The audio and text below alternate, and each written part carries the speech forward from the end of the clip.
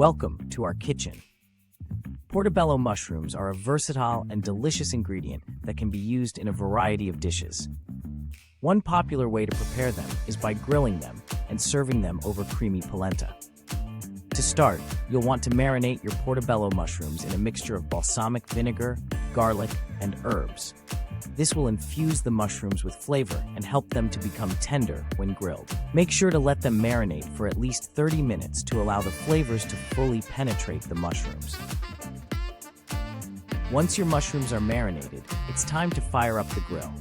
You'll want to grill the mushrooms over medium-high heat for about 5 to 7 minutes on each side, or until they are tender and slightly charred. Be sure to brush them with any remaining marinade while they cook to keep them moist and flavorful.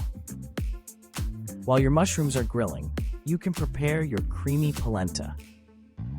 Polenta is a versatile dish made from cornmeal that can be served as a side or a main course.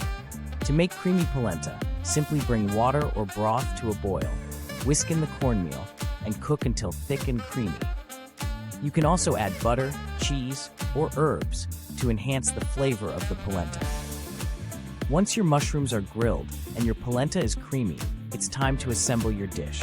Place a generous portion of polenta on a plate, top it with a grilled portobello mushroom, and serve it with a side of steamed greens. The combination of the earthy mushrooms, creamy polenta, and fresh greens creates a balanced and satisfying meal that is sure to please even the pickiest eaters. Grilled portobello mushrooms with polenta is a simple yet elegant dish that is perfect for a summer barbecue or a cozy night in. The rich flavors of the mushrooms pair perfectly with the creamy polenta, creating a dish that is both comforting and satisfying. So next time you're looking for a vegetarian dish that is sure to impress, give this recipe a try.